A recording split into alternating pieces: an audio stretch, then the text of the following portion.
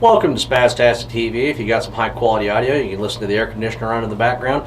However, today we're going to be doing another older tech review, and today I got, if you've actually looked at some of the older videos on my channel, as lame as they are, I have a Sony DCR, I think it's a DCR, it's a DCR-SX45. It's the B model, which doesn't have the internal memory. However, this camera was made in about 2012. This series came out in about 2011. It's got 60 times zoom. Looks like a little extra zoom with digital that makes everything look like shit.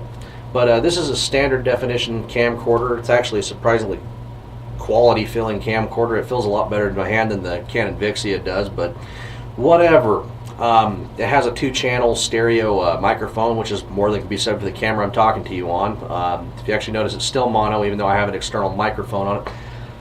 But I just figured I wanted to get into some older tech in a standard definition camera, and I want to give you some example footage. I might as well show you some stuff that I've already filmed with it over the years, and most of the videos were taken in about 2015, a little bit 2016, some a little bit more recent maybe if I feel like putting them in there, but we'll see what happens through the wonders of editing.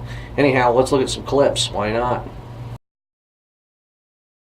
This is what you call a mediocre at best attempt with a standard definition camera to get a scenery shot, but I'll speed it up so you can see the clouds move a little bit. And the next clip's just a campfire when me and my buddies were at Flaming Gorge, and we had some mishaps, and the recording after that is a little bit of road rage with Ziku-chan, which his channel's featured on my channel's homepage. If you feel like checking out his shenanigans, he's kind of funny. That was a while ago. Lexus.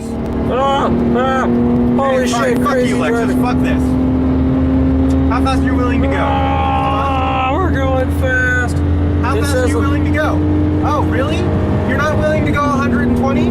Oh, that sucks. I am. Oh, work ahead. Slow the fuck down. Ah! Seatbelt doesn't work. Fuck the fucking Lexus pieces of shit RX drivers. He went to block me. Alright, so when I was playing those clips back, I was messing around with the little features of my video editor, which I'm using Caden Live, and I was messing around trying to see if I get a little bit better video out of them or whatnot, or little effects and what have you. And I went to put a Technicolor filter on it. It looked like crap in the first 2 clips, and then I was just like thinking, why don't I apply it to the clip that I originally did, and then it ends up looking like this.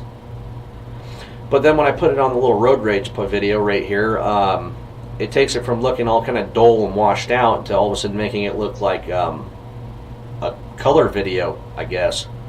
Now, if there's any audio visual guys that can explain that to me, please do so down in the comments.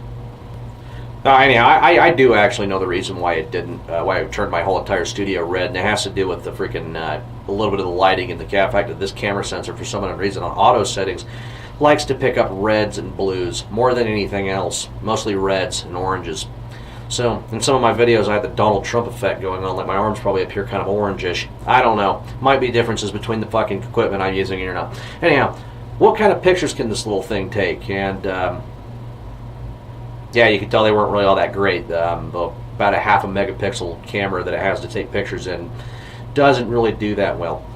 So what would this camera really be used for? Because I've actually used this camera as like a backup microphone because, well, I don't feel like stretching a lavalier mic or buying a digital recorder like a normal human being for high quality audio.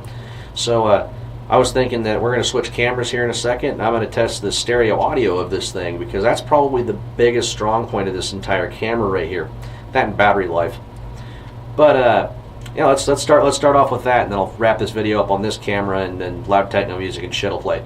You know the usual shit on this channel. A little moment of frivolity, even though I'm not farting. Whatever. Alright, so I have no idea what frame rate this camera records in, so it does actually look a little weird when you move around, and I can't really see the screen on this one too well. It does brighten up when you plug it in. Don't know why. But if you wanted to test the stereo audio, I guess I could come up here and I guess I could, if I could snap with this fucking hand, or mess with it like that kind of thing. I don't know if that worked. We'll find out. They'll tell me in the video editor. But no, there's actually one thing I do like about this camera, and I can record off the screen. I can press the screen and record. I can turn it off and close the shutter when I flip it closed. It has a light on it. It actually has a USB charger on it too, which is kind of nice. But there is actually a use for a camera like this. I actually just thought of it. If you wanted a retro look to a video, and the fact that it records in 16:9, it also records in 14:3, but it's actually default for the 16:9. I wish one would record in 16:10 so it could actually fit on my TV properly, but that's not the point here.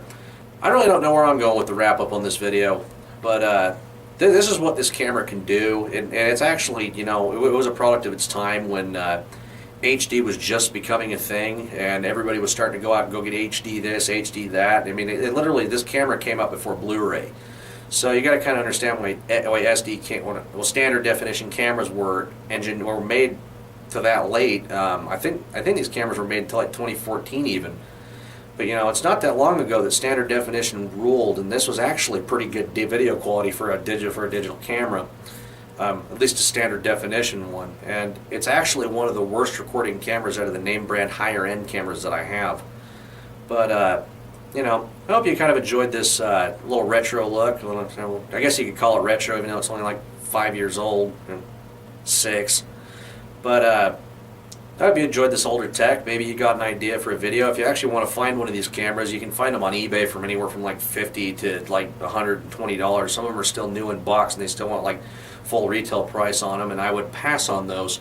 I would offer them about $100 for it. But it does come with some software, you know, an interesting look into the past, even though it was like 7 years ago, 6, 7 years ago.